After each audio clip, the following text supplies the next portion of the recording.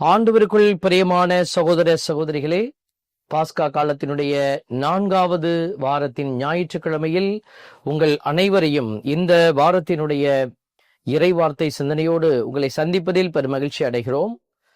வார்த்தை என்கிற மன்னாவை உண்டு மகிழ்ந்து கொண்டிருக்கிற அத்துணை பிள்ளைகளுக்கும் எங்களுடைய மனமார்ந்த வாழ்த்துக்கள்.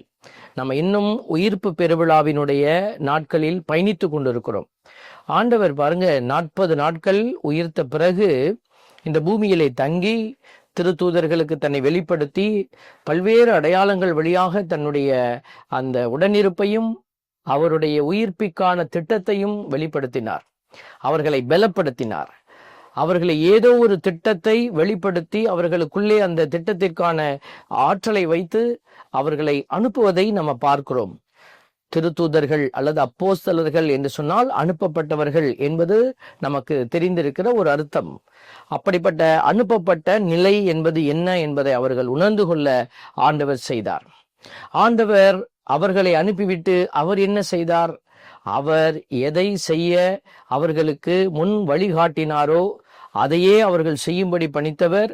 அதற்கு பின்னரும் அவர்கள் அதை செயல்படுத்த முயற்சித்த பொழுது அவர்களுக்கு பின்னே வல்லமையுள்ள ஒரு அடையாளமாக அவர் நின்று அவர்களை தூயாவியின் அபிஷேக வல்லமையோடு தாங்கி நிற்கிறார். என் அன்பு தேவ பிள்ளைகளே, இந்த பாஸ்கா காலத்தினுடைய 4வது வாரத்தை நாம நல்ல மேய்ப்பனினுடைய வாரம் அல்லாது குட் ஷெப்பர்ட் சண்டே என்று ஆங்கிலத்திலே சொல்லுவார்கள். நல்ல மேய்ப்பன் ஞாயிறு என்று சொல்லி நாம் அழைப்பதுண்டு. இப்படிப்பட்ட ஒரு நல்ல ஒரு ஞாயிற்றுக்கிழமையில் நல்ல மேய்ப்பனாய் நமக்கு முன்னிருக்கிற நம் ஆண்டவரை முன்னிறுத்தி அவர் எப்படி நமக்கு பல அடையாளத்தை விட்டு சென்றிருக்கிறார் என்பதையெல்லாம் அலசி ஆராய்ந்து நம்மையே நாம் புது படைப்பாக மாற்றிக்கொள்ளுகிற அல்லது உயிர்ப்பின் மக்களாக நம்மை எடுத்து செல்கிற ஒரு காலமாகத்தான் இந்த காலம் நமக்கு அமைந்திருக்கிறது, வழி நடத்துகிறது. நற்செய்தியை நம்ம பார்க்கிற பொழுது அதில் வரக்கூடிய அந்த வாசகங்கள், என் ஆடுகள் எனது குரலுக்கு செவி சாய்க்கின்றன, எனக்கும் அவற்றை தெரியும், அவையும் என்னை பின்தொடர்கின்றன, நான் அவற்றிற்கு நிலைவாழ்வு அளிக்கிறேன், அவை என்றுமே அழியா, அவற்றை என் கையிலிருந்து யாரும் பறித்து கொள்ள மாட்டார், அவற்றை எனக்கு அளித்த என் தந்தை அனைவரையும் விட பெரியவர், அவற்றை என் தந்தையின் கையிலிருந்து யாரும் பறித்து கொள்ள இயலாது, நானும் தந்தையும் ஒன்றாய் இருக்கிறோம். இந்த நற்செய்தியை ஒரு சுருக்கமான ஒரு சிறிய நற்செய்தியைத்தான் இன்றைக்கு நாம் பெற்றிருக்கிறோம். யோவான் நற்செய்தியில 10வது அதிகாரம் 27 30 வரை உள்ள இறைவார்த்தைகள் மிகவும் அழுத்தமான ஒரு வார்த்தைகளை இது கொண்டிருக்கிறது. அதுல பல விஷயங்கள் உள்ளடக்கி இருந்தாலும் அதுல 2 முக்கியமான விஷயத்தை நம்ம இன்னைக்கு எடுத்துக்கொள்கிறோம். பாருங்க, என் ஆடுகள் எனது குரலுக்கு செவி சாய்க்கின்றன. அதாவது ஆடுகள் என்ன செய்கின்றன? அதாவது நம்ம தான் ஆடுகள். அவர் நல்ல ஆயனா இருக்கிறார். அப்ப நல்ல ஆயன் என்ன செய்தார், எப்படி செய்தார் என்பதையெல்லாம் இது விளக்குகிறது. நாம இந்த ஆடுகள் என்ன செய்தன என்று நாம் பார்க்கிற போது, என் ஆடுகள் எனது குரலுக்கு செவி சாய்க்கின்றன. முதல்ல ஆடுகள் செவி சாய்க்குது. இரண்டாவது, எனக்கு அவற்றை தெரியும். அது இயேசுவினுடைய அவருடைய பக்கமாக இருந்து சொல்லப்படுகிற ஒரு வார்த்தை. அவருக்கு இந்த ஆடுகளை தெரியும், அவையும் என்னை பின்தொடர்கின்றன. இந்த 2 வார்த்தைகள், செவி சாய்க்கின்றன, பின்தொடர்கின்றன. மற்றதெல்லாம் பாருங்க, இயேசுவின் பக்கமாக தந்தையின் பக்கமாக இருந்து சொல்லப்படுகிறது. எனக்கு அவற்றை தெரியும், நான் அவற்றுக்கு நிலைவாழ்வு அளிக்கிறேன், அவை என்றுமே அழியாது, அவற்றை என் கையிலிருந்து யாரும் பறித்து கொள்ள மாட்டார். இதெல்லாம் இப்போ நம்ம ஆடுகளாக இருந்து என்ன செய்ய வேண்டும் என்பதை நாம் ஆழமாக பார்க்கிற பொழுது 2 அடையாளங்கள், செவிசாய்ப்பது, ஆண்டவரை பின்தொடர்வது. இயேசுதான் நல்ல ஆயன் என்று நாம் சொல்லுகிறோம் என்றால் அந்த இயேசுவை நம்ம என்ன செய்யணும்? செவிசாய்க்கணும். அவருடைய வார்த்தைகளுக்கு செவி சாய்ப்பது. லிசன் அப்படின்னு சொல்வார்கள். Listening is the power. இன்றைக்கு உலகம் சந்தித்து கொண்டிருக்கிற மிகப்பெரிய சவால்களில் ஒன்று கேட்பது. இன்னைக்கு அமைதியாக அமர்ந்து மற்றவருடைய நிலையை கேட்டு உணர்ந்து கொள்வது என்பது மிகப்பெரிய சவாலாக இருக்கிறது. எல்லோருக்குமே இருக்கிறது. அநேகர் இந்த காரியத்திலே தோற்று விடுகிறார்கள் என்பதுதான் உண்மை. ஒரு குடும்பத்திலே ஒரு கணவன் மனைவி இடத்திலே அமர்ந்து கேட்கிற போது, மனைவி கணவனுடைய உள்ளத்தை அமர்ந்து கேட்கிற போதுதான் அந்த குடும்பங்கள் கட்டப்படுகிறது. அவர்கள் புரிந்து கொள்ளப்படுவார்கள். அவர்களுடைய அந்த உள்ளார்ந்த கஷ்டங்கள் எல்லாம் அறியப்படுகிறது. இன்னைக்கு இந்த புரிதல் என்பது இல்லாத நிலை இந்த உலகத்திலே பரவி கொண்டிருக்கிறது. அப்படி என்று சொன்னால் அங்கே என்ன குறைபாடு? அந்த குறைபாடு என்று நாம் சொல்லுகிற பொழுது, அடுத்தவர் பேசுவதை கேட்க மறுக்கிற ஒரு உள்ளம், கேட்க முடியாத ஒரு வேதனை. ஆகவே ஐ டோன்ட் ஹாவ் டைம், எனக்கு நேரம் இல்லை உன்னுடைய பேச்சை கேட்பதற்கு என்று சொல்லக்கூடிய அளவுக்கு இன்னைக்கு உலகமானது போய் கொண்டிருக்கிற, இதை எல்லோருமே சந்தித்து கொண்டிருக்கிறோம். நான் கூட பல நேரத்தில் இதை சந்தித்திருக்கிறேன். ஒரு முறை நான் ஒரு கவுன்சிலிங் கொடுத்து கொண்டிருந்த போது பக்கத்திலே ஒருவர் இதை ஒரு நாள் முழுவதுமாக பார்த்து கொண்டிருந்தார்கள். அன்றைக்கு 2-3 கவுன்சிலிங் நடைபெற வேண்டியிருந்தது. அப்பொழுது அது ஒரு மணிக்கணக்காக போனது. அது பல மணி நேரங்கள் அந்த கவுன்சிலிங் கடந்து போனது. 2 நபர்களையும் 3 நபர்களோடு நாம பேச வேண்டிய ஒரு நிர்பந்தம், அவர்கள் பேசுவதை கேட்க வேண்டிய ஒரு கட்டாயம். அப்பொழுது அவர்களுக்கான அந்த நேரத்தை கொடுத்து நான் அமைதியாக கேட்டுக்கொண்டிருந்த போது இதை பார்த்து கொண்டிருந்த நபர் கேட்டார், எப்படி நீங்கள் இன்றைக்கு நாள் முழுவதுமாக அமர்ந்து கேட்டுக்கொண்டே இருக்கிறீர்கள்? இதை எப்படி நீங்கள் செய்கிறீர்கள்? இது மிகவும் கடினமாக உங்களுக்கு இல்லையா என்று கேட்ட பொழுது நான் சொன்னேன், இது மிகவும் கடினமான ஒரு காரியம். ஆனால் அவர்கள் பேசுவதை நாம் கேட்க வேண்டும் என்றுதான் அவர்கள் விரும்புகிறார்கள். அப்படி நாம் கேட்கிற போது எல்லா பிரச்சனைகளையும் அவர்கள் இந்த இடத்துல அவர்களே முடித்து விடுவார்கள். அவர்களுடைய அந்த வேதனையை நாம் அமர்ந்து கேட்க வேண்டும். இதுதான் கவுன்சிலிங்ல இருக்கக்கூடிய ஒரு முக்கியமான ஒரு பகுதி. அந்த குறையோடு அந்த வேதனையோடு வருகிற பிள்ளைகளுடைய அந்த வேதனையை நாம் காது கொடுத்து கேட்பது. இன்று இந்த நாட்களிலே இந்த கேட்கக்கூடிய ஒரு நிலையானது ஒரு மந்தம் அடைகிறது. ஒரு அதிகாரியிடத்திலே நான் பேச வேண்டிய ஒரு நிர்பந்தம் வந்த பொழுது அவரை நான் பேசுவதையே கேட்க முடியாதபடி அவருடைய பேச்சை அவர் தடை செய்து நான் பேசுவதை கேட்க மறுத்து சில நீதி தீர்ப்புகளை என் தலை மீது வைத்து வேதனைப்படுத்தியதை எல்லாம் நான் நினைவு கூர்ந்து பார்க்கிறேன். கேட்க மறுக்கிற பொழுது உண்மையை நம்மால் புரிந்து கொள்ள முடியாது. அதே போலத்தான் இயேசு ஆண்டவர் இந்த உலகத்தை காப்பாற்றுவதற்காக நிறைய பேசி இருக்கிறாரு, நிறைய விஷயத்தை நமக்கு ஆடுகளுக்கு சொல்லிக் கொடுக்கிறாரு. இன்னைக்கு நிறைய பேர் இயேசுவை ஏற்றுக்கொள்ள முடியாத நிலையில் இருக்கிறார்கள். காரணம் என்ன? அவர்கள் ஆண்டவர் என்ன பேசுகிறார் என்பதை கேட்க மறுக்கிறார்கள். ஒரு இளைஞனை நான் அறிந்திருந்தேன். என்னுடைய ஆலயத்திலே நான் குருவான அந்த துவக்க நாட்களில் ஒரு பங்கிலே பணி செய்த பொழுது அந்த இடத்திலே ஒரு இளைஞனை நான் பார்த்து கொண்டிருந்தேன். அவர் அந்த பங்கிலே பல பணிகளை செய்து கொண்டிருந்தவர். சில வருடங்களாக அந்த பங்கை விட்டு வெளியிலே வந்த பிறகு அவரோடு தொடர்பில்லாமல் போனது. மீண்டும் அவரை பல வருடங்களுக்கு பிறகு சந்தித்த பொழுது அவர் கிறிஸ்தவ மறையை விட்டு வெளியே போய்விட்டார். வெளியில வேறு ஒரு நம்பிக்கையிலே வாழ ஆரம்பித்து விட்டார்.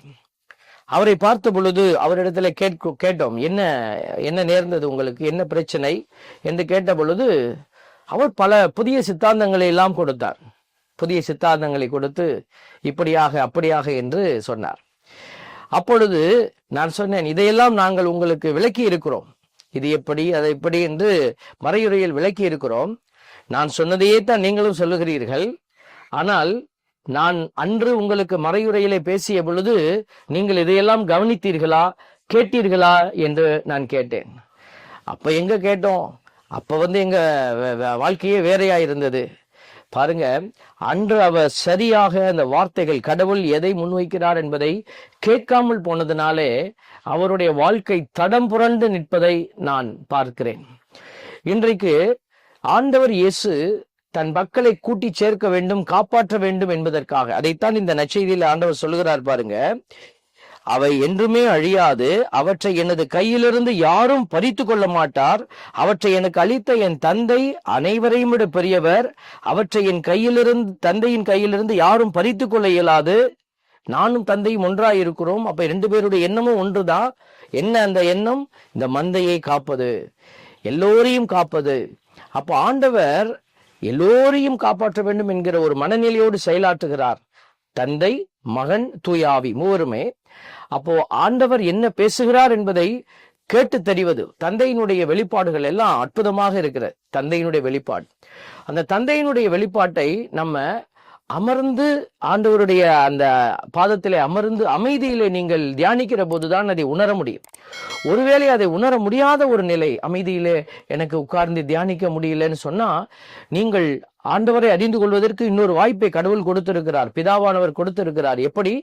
மகன் வழியாக பேசி இருக்கிறார். பழைய ஏற்பாட்டு காலத்தில் இறைவாக்கினர்கள் வழியாக பேசியவர் இப்பொழுது மகன் வழியாக நம்மோடு பேசி இருக்கிறார். மிகவும் வெளிப்படையாக, தெள்ள தெளிவாக அதை திருத்தூதர்கள் புரிந்து கொண்டார்கள். ஆதி திருச்சபையிலே பயணித்த பிள்ளைகள் புரிந்து கொண்டார்கள். ஏன்னா அவர்கள் அமர்ந்து ஆண்டவரை அமைதியாக அவர்கள் சிந்தித்தார்கள், செவி சாய்த்தார்கள். 2 காரியத்தை செய்தார்கள். ஆதி திருச்சபையிலே ஆண்டவரை பின்பற்றிய பிள்ளைகள் கடவுளுக்கு செவி சாய்த்தார்கள், கடவுளை பின்பற்றினார்கள், பின்தொடர்ந்தார்கள். இன்றைக்கு அநேகரை நாம் கிறிஸ்தவர்கள் என்கிற அடையாளத்திலே வைத்து பார்க்கிறோம். ஆனால் உண்மையிலேயே அவர்கள் கிறிஸ்தவர்களா என்று சொன்னால் கிறிஸ்துவை சாராதவர்கள். அதாவது மந்தைகளுக்குள்ளே புகுந்த ஒரு நரி கூட்டத்தை போல, மந்தையை சிதறடிக்க புகுந்த ஒரு அடையாளங்களைப் போல அவர்கள் உலாவிக் கொண்டிருப்பதை நம்மால் பார்க்க முடிகிறது. இவர்களை எப்படி நாம் தவறானவர்கள் என்று அடையாளப்படுத்துகிறோம்? அவர்களுடைய செயல்கள் வழியாக. அவர்களுடைய செயல்கள் கடவுளுக்கு ஏற்றவையாக இல்லாதவைகளாயிருக்கிறது. நான் மந்தை என்று சொல்லுகிற பொழுது வெறும் நம்ம மந்தையிலே மக்களினங்கள் ஆளுகிற வர்க்கம், ஆளுகை செய்யப்படுகிற எல்லோரையுமே இந்த இடத்திலே நம்ம வைத்து பார்க்கிறோம்.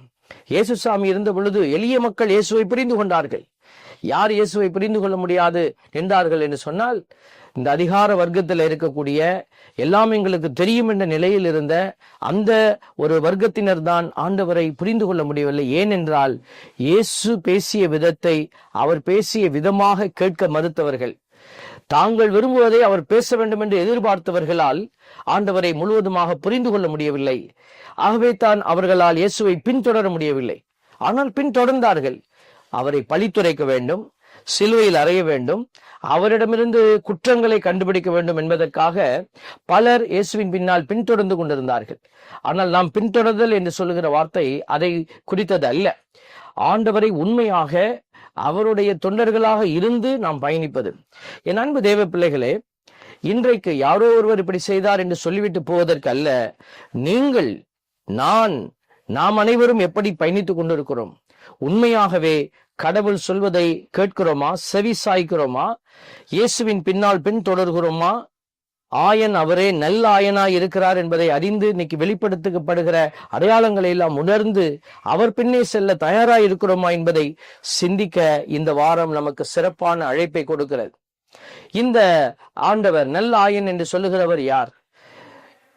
நம்முடைய புதிய ஏற்பாட்டிலே நம்ம பார்க்கிறோம், இயேசு ஒரு இடத்துல மக்களை கடிந்து கொள்கிறார். தேடிட்டு வந்து நிக்கிறாங்க. அவங்க இங்க போனோம், அங்க போனோம், உங்களை காணோம், அதனால நாங்க உடனே கிளம்பி இங்க வந்துட்டோம். பாருங்க, அவங்க எவ்வளவு வேகமாக படகுல அங்கும் இங்குமாக அலைந்து திரிந்து இயேசுவை கண்டுபிடிச்சிட்டாங்க. கடைசியில இயேசு வெரி குட், வாங்க, உங்களை எல்லாம் பார்க்கறது ரொம்ப மகிழ்ச்சி, என்னை தேடி இவ்வளவு தூரம் நீங்க கஷ்டப்பட்டு வந்திருக்கீங்க என்று அவர் பெருமை பாராட்டவில்லை. அவர்களை பார்த்து சொல்கிறார், நீங்கள் என்னை தேடி வந்தது நேற்று சாப்பிட்ட அந்த சாப்பாட்டுக்காக, உணவுக்காக நீங்கள் வந்திருக்கிறீர்கள். நீங்கள் உண்மையான அந்த உணவை தேடி வரவில்லை என்று சொல்லி அவர்களை சாடுவதை நம்ம பார்க்கிறோம்.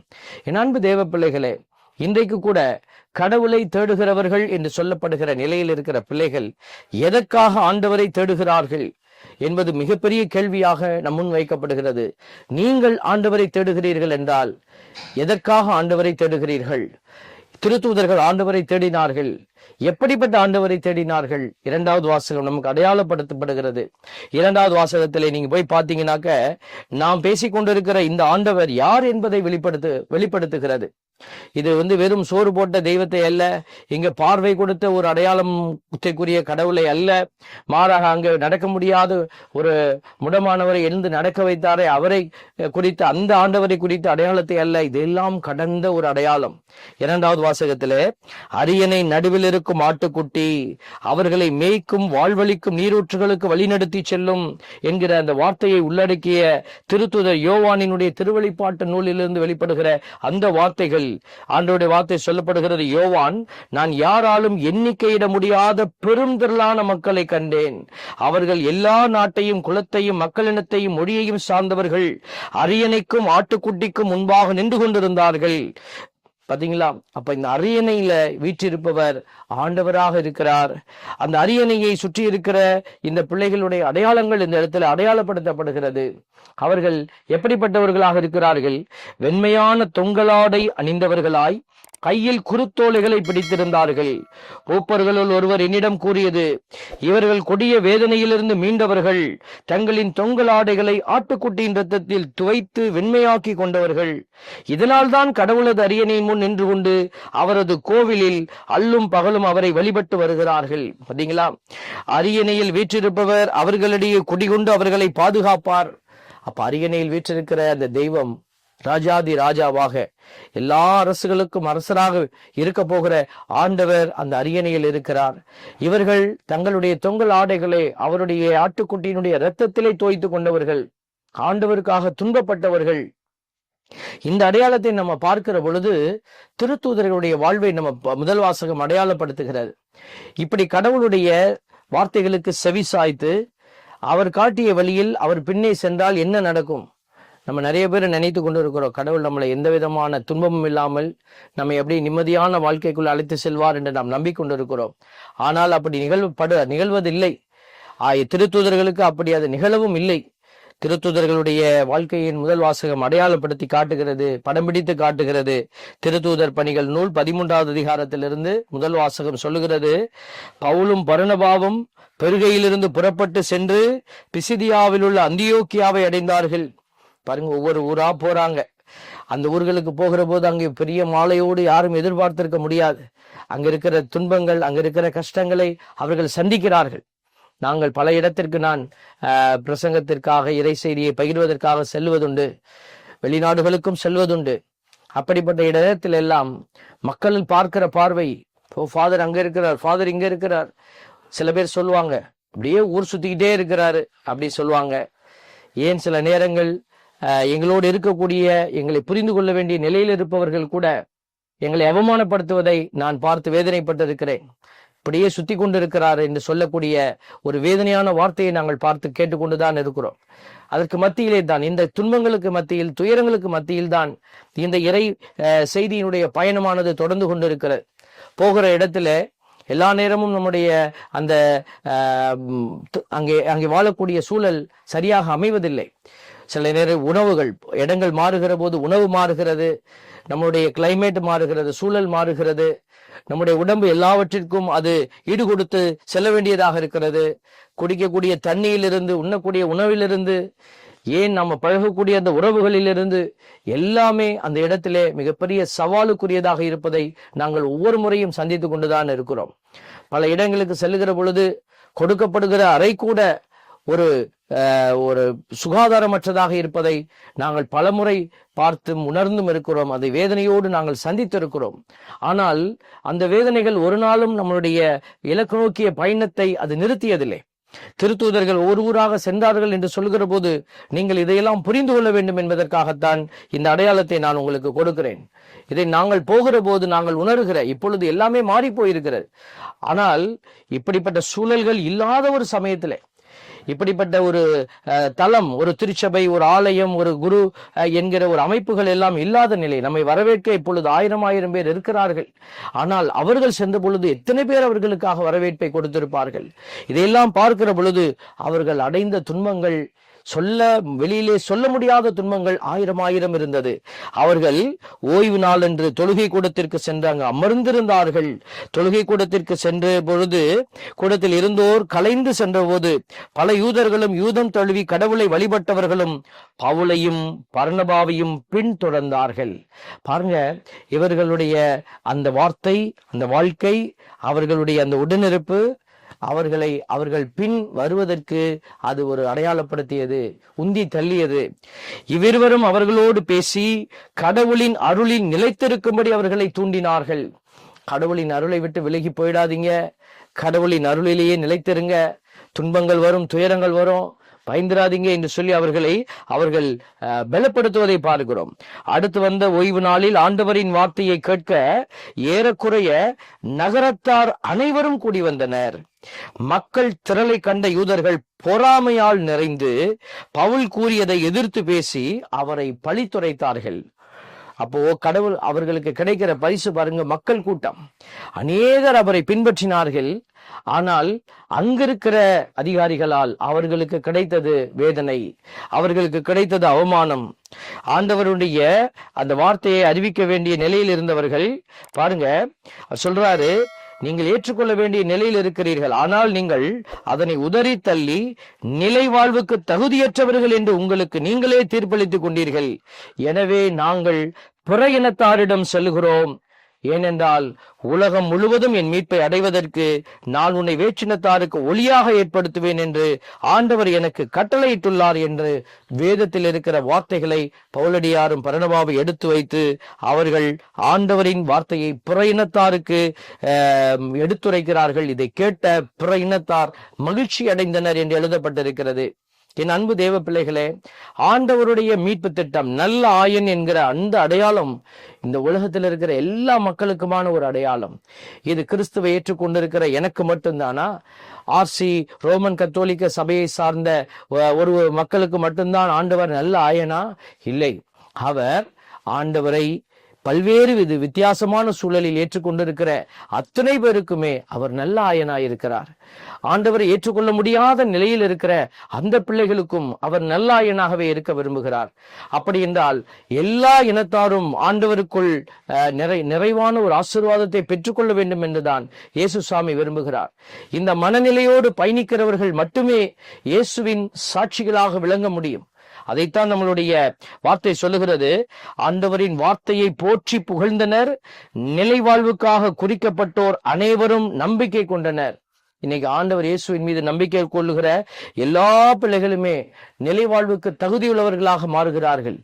நிலை வாழ்வுக்கு நான் தகுதியானவள் என்று சொல்லி ஒரு சிலர் நினைத்து கொண்டு தகுதியற்ற நிலைக்குள்ளே நாம் கிடக்கலாம். காரணம், யாரும் இந்த இறையாட்சிக்குள்ள வர முடியாது என்னை தவிர என்று சுயநல போக்கோடு பயணிக்கிற பிள்ளைகள் கடவுளுடைய மீட்பை கண்டுகொள்ள முடியாது. எசையாவினுடைய நூல் 49 நம்ம பார்க்கிறோம்.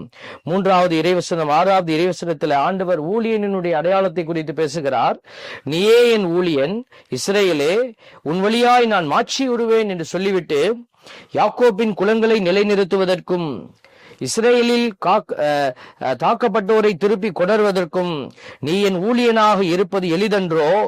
உலகம் முழுவதும் என் மீட்பை அடைவதற்கு நான் உன்னை பிற இனத்தாருக்கு ஒளியாக ஏற்படுத்துவேன் என்கிற எசையாவினுடைய வார்த்தைகளை அன்று பவுல் நினைவு கூறுகிறார்.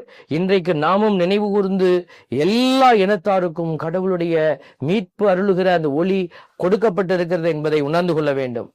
இதை மறுத்து இதனுடைய நிலையை உணராமல் யாரெல்லாம் இந்த திரு அவையை ஒரு கட்டத்திற்குள்ளே முடக்கி வைக்க நினைக்கிறார்களோ அவர்கள் இந்த நல் ஆயனுடைய இரக்கத்தை பார்க்க முடியாது. அவர்களுக்கு இவர் நல்லாயனாக இருக்க முடியாது என்பதை நாம் உணர்ந்து கொள்ள வேண்டும். நம்முடைய லூக்கா நற்செய்தியிலே கூட இயேசுவை குறித்து அந்த வெளிப்பாடு கிடைக்கிறது. ஏதாவது சிமியோன் குழந்தையை வாங்கி அந்த குழந்தையை குறித்து பெருமை அடைகிற போது லூக்கா 2:30-31 இறைவசனங்கள்ல பார்க்கிறோம். ஏனெனில் மக்கள் அனைவரும் காணுமாறு நீர் ஏற்பாடு செய்துள்ள உமது மீட்பை என் கண்கள் கண்டுகொண்டன, இம்மீட்பே பிற இனத்தாருக்கு வெளிப்பாடு அருளும் ஒளி என்று சிமியோன் அருள் வாக்கு உரைப்பதை பார்க்கிறோம். இதுவே உம் மக்களாகி இஸ்ரேலுக்கு பெருமை. அப்போ இஸ்ரேல் என்று சொல்லக்கூடிய மக்கள் யாரு? கடவுளுடைய அழைப்பை உணர்ந்தவர்கள், அந்த அழைப்பை ஏற்றுக்கொள்ளுகிற பிள்ளைகள், கடவுளால் இயங்கிக் கொண்டிருக்கிற பிள்ளைகள். இவர்கள் தான் இஸ்ரேல் மக்கள். வெறும் பெயரை வைத்துக் கொண்டு வீடுகளிலே படத்தை வைத்துக் கொண்டு வாழ்கிற மக்கள் இஸ்ரேல் மக்கள் அல்ல, கடவுளின் பிள்ளைகள் அல்ல, கடவுளின் ஆவியால் இயக்கப்படுகிற பிள்ளைகள். அப்ப கடவுளுடைய ஆவி நமக்கு வெளிப்படுத்துகிற அடையாளங்கள் பாருங்க. எல்லா இனத்தாருக்கும் பிற இனத்தாருக்கு பவுலடியாருடைய அழைப்பை நம்ம பார்க்கிறோம். எபேசியர் 3:7 அவர் அந்த அழைப்பை உணர்வதை பார்க்கிறோம். கடவுள் வல்லமையோடு என்னுள் செயல்பட்டு எனக்கு அளித்த அவரது அருள் கொடைக்கு ஏற்ப அந்த நற்செய்தியின் தொண்டனானேன் என்று சொல்லிட்டு கிறிஸ்துவின் அளவற்ற செல்வத்தை பற்றியே நற்செய்தியை பிற இனத்தாருக்கு அறிவிக்கவும். பிற இனத்தாருக்காக ஒளியாக ஏற்படுத்தப்பட்டவர் இந்த பவுலடியார். எல்லாவற்றையும் படைத்த கடவுளுக்குள் ஊழி காலங்காலமாக மறைந்திருந்த இந்த மறைபொருளின் திட்டம் இன்னதென யாவருக்கும் தெளிவுபடுத்தவும் இறைமக்கள் அனைவருள்ளும் மிகவும் கடையவனாகிய எனக்கு இந்த அருள் வழங்கப்பட்டுள்ளது. பிற இனத்தாருக்கு நற்செய்தி எடுத்து சொல்லுகிற ஒரு ஆசீர்வாத கிருபை அவருடைய வார்த்தையிலே அருள் என்று அழைக்கப்படுகிறது. இந்த அருள், நற்செய்தியை எடுத்து செல்வது என்பது ஒரு அருள். ஆகவேத்தான் ஆண்டவருடைய வார்த்தையை நாம தியானிக்க, சிந்திக்கவும், கேட்டு செயல்படவும் அழைக்கப்படுகிறோம் பிள்ளைகளே. 1 தீமோத்தேயு 3:16 சொல்லுகிறது, நமது சமயத்தின் மறை உண்மை உயர்வானது என்பதில் ஐயமே இல்லை. அது பின்வருமாறு: மானிடராய் அவர் வெளிப்படுத்தப்பட்டார், தூய ஆவியால் நேர்மையாளர் என மெய்ப்பிக்கப்பட்டார், வானதூதருக்கு தோன்றினார், பிற இனத்தாருக்கு பறைசாற்றப்பட்டார், உலகினரால் நம்பிக்கையோடு ஏற்கப்பெற்றார், மாட்சியோடு விண்ணேற்றம் அடைந்தார். அப்ப கடவுளுடைய அந்த ஒர்க்கிங் ஃப்ரேம்ல இந்த வார்த்தைகளுக்குள்ள வரக்கூடிய அந்த விஷயம் பாருங்க. பிற இனத்தாருக்கு பறைசாற்றப்பட்டார். யார் பறைசாற்றுவது? அவரே தன்னை பறைசாற்றி கொண்டார், சிலுவையில ஏறி உயிர்த்தெழுந்து. இப்போ அந்த அடையாளத்தை நாம் எடுத்து செல்லக்கூடிய கருவிகளாக இருக்க வேண்டும் என்றுதான் கடவுள் விரும்புகிறார். என் அன்பு தேவ பிள்ளைகளே, இன்றைக்கு வீடுகளில் இருக்கிற சிறு குழந்தைகளுக்கு கூட இந்த கடவுள் யார் என்று தெரியவதில்லை. பெற்றோர்கள் பிறக்கிற போது குழந்தைகளுக்கு நிறைய சொல்லிக் கொடுக்குறாங்க, உலக காரியத்தை எல்லாம் சொல்லிக் கொடுக்குறாங்க. ஆனால் இந்த தெய்வத்தை குறித்த அடையாளத்தை நாம் சொல்லிக் கொடுக்கிறோமா? இந்த தெய்வத்தை குறித்த அடையாளம், கடவுள் பேசுவதை கேட்டு அவர் பின்னே செல்லுகிற பிள்ளைகளுக்குத்தான் அந்த அருள் நிறைவாக கிடைக்கிறது. அந்த அருளில் அவர்கள் பயணிப்பார்கள். இந்த ஆசீர்வாதமான நல்ல ஒரு ஞாயிற்றுக்கிழமையிலே நாம் யோசித்து பார்ப்போம். கடவுள் எவ்வளோ பெரிய மாட்சியை நமக்கு கொடுத்து கொண்டே இருக்கிறார். விடுதலையினுடைய அடையாளத்தை நமக்கு வைத்திருக்கிறார். அவர் சொன்ன அந்த 2வது வாசகத்திலே பாருங்க, அவர்கள் தங்களுடைய ஆடைகளை இந்த ஆட்டுக்குட்டியினுடைய இரத்தத்திலே தோய்த்து கொண்டவர்கள். அப்படின்றா கடவுளுக்காக துன்பத்தை ஏற்றவர்கள். அவர் சொல்வதை கேட்டு செயல்பட்ட பொழுது அவர்களுக்கு எல்லா ஐஸ்வர்யங்களையும் அவர்களை நிறைத்து விடவில்லை. மாறாக அவர்கள் துன்பத்தை எதிர்கொண்டார்கள். நம்முடைய திருத்தூதர் பணிகளுடைய அந்த காரியத்தை நம்ம பார்க்கிற பொழுது அவர்கள் கடைசியிலே சொல்லப்பட்டிருக்கிறது, பவுலையும் பர்னபாவையும் அவர்கள் என்ன செய்யறாங்க பாருங்க, பெண்களையும், யூதர்கள் கடவுளை வழிபட்டு வந்த மதிப்புக்குரிய பெண்களையும் நகரின் முதன்மை குடிமக்களையும் தூண்டிவிட்டு பவுலையும் பர்னபாவையும் இன்னலுக்குள்ளாக்கி அவர்களை தங்களது நாட்டிலிருந்து துரத்தி விட்டார்கள். அவர்கள் தங்கள் கால்களில் படிந்திருந்த தூசியை அவர்களுக்கு எதிராக உதறிவிட்டு இக்கோனியாவுக்கு சென்றார்கள். சீடர்களோ தூய ஆவியால் ஆட்கொள்ளப்பட்டு மகிழ்ச்சியில் திளைத்திருந்தார்கள். பாருங்க, இதுல யாரும் சீடர்கள், ஆண்டவரை பின்பற்றிய பிள்ளைகள் எந்த விதமான இப்படி துரத்திட்டாங்களே அப்படின்னு கவலையே படல. அதன் வழியாக இறை செய்தி, நற்செய்தி உலகெங்கும் பரவியது. கடவுள் ஆவியானவர் அவர்களை நிறைத்து அவர்களை வழி நடத்தினார். அவர்கள் மகிழ்ந்திருந்தார்கள். விரட்டப்பட்டதற்காக வேதனைப்படவில்லை. இன்றைக்கு கடவுளுக்குள் பயணிக்கிற பிள்ளைகள் அப்படித்தான். எவ்வளவு துன்பத்தை அவர்கள் கண்டாலும், அவர்கள் எதிர்கொண்டாலும் அவர்கள் வெட்கப்படுவதில்லை, அவர்கள் வேதனை உறுவதில்லை. அவர்கள் ஆண்டவருக்குள் மகிழ்ச்சியோடு பயணிக்கிறார்கள். என் அன்பு தேவ பிள்ளைகளே, இந்த அருமையான நாளில் நாம் எங்கேயாவது கடவுளுக்காக அவமானப்படுத்தப்பட்டிருக்கிறோமா? ஆண்டவருடைய காரியத்தை செய்ததற்காக நீங்கள் ஏளனப்படுத்தப்பட்டிருக்கிறீர்களா? கேள்விக்கு உள்ளாக்கப்பட்டிருக்கிறீர்களா? இப்படிப்பட்ட எந்த ஒரு காரியமும் நம்முடைய வாழ்க்கையில நடக்கவே இல்லைன்னு சொன்னால் நாம் இன்னும் நற்செய்தி பணியை, பிற இனத்தாருக்கு எடுத்து செல்லக்கூடிய அந்த பணியை செய்யவில்லை என்று தானே அர்த்தம். அப்படி செய்கிற பிள்ளைகளை எல்லாம் நாம் பல வேளைகளில் நாம் தீர்ப்பிட்டுக் கொண்டிருக்கிறோம். இதெல்லாம் அவர்களுக்கு தேவையா என்று சொல்லிக்கொண்டு வீடுகளிலே நாம் கதவை அடைத்து கொண்டு நான் என்னுடைய வயிற்றுக்கு போட வேண்டியதை போட்டுக்கொண்டு நான் வாழ்ந்து கொண்டிருப்பேன் என்கிற அந்த ஒரு வாழ்வு முறையானது கிறிஸ்தவ வாழ்வு முறைக்கு எதிராக இருக்கிறது. ஆகவே நண்பு தேவ பிள்ளைகளே, நம்முடைய கிறிஸ்தவ வாழ்க்கையை மீண்டுமாய் பரிசோதித்து பார்த்து ஆண்டவருக்குள் செவி சாய்க்கிற, ஆண்டவருடைய குரலுக்கு செவி சாய்த்து அவரை பின்தொடர்கிற ஒரு நல்ல ஒரு வாழ்க்கைக்கான அடித்தளத்தை நாம் எடுத்து வைப்போம். இதுவரை நாம் பயணிக்காமல் இருந்தாலும் பரவாயில்லை, இனிமேல் நாம் எடுத்து வைக்கிற ஒவ்வொரு அடியும் கடவுளுக்கு மாட்சி கொடுக்கக்கூடிய சாட்சியாக விளங்க இந்த வேளையில் மன்றாடுவோம். ஒரு சிறிய ஜெபத்தை உங்களுக்காக ஏறெடுக்கிறோம். அன்பின் பரமபிதாவே, நன்றியோடு உம்மை துதிக்கிறோம், உம்மை ஸ்தோத்தரிக்கிறோம், உம்மை ஆராதிக்கிறோம், நன்றி செலுத்துகிறோம். ஆண்டவரே, எங்களை பெயர் சொல்லி அழைத்த உம்முடைய இரக்கம் இந்த நாட்களில் பிற இனத்தாருக்கு நீர் ஒளியாக இருக்கிறீர் என்பதை அறிந்து நாங்கள் எல்லா மக்களுக்கும் உம்முடைய அன்பை எடுத்து செல்லுகிற சாட்சிகளாக விளங்க எங்களுக்கு அறிவையும் ஆற்றலையும் ஞானத்தையும் தருவீராக. தூய் ஆவியானவருடைய மகிழ்ச்சி எங்களில் குடிகொள்வதாக. தெய்வீக ஆசீர்வாதத்திலே எங்களை ஒப்பு கொடுத்து செபிக்கிறோம். செபம் கேளும் எங்கள் நல்ல பிதாவே, ஆமென். அன்புக்குரியவர்களே, மீண்டுமாய் அடுத்த ஒரு இறை சிந்தனையோடு உங்களை சந்திக்கும் வரை உங்களுக்காக தொடர்ந்து ஜெபிக்கிறோம். God bless you.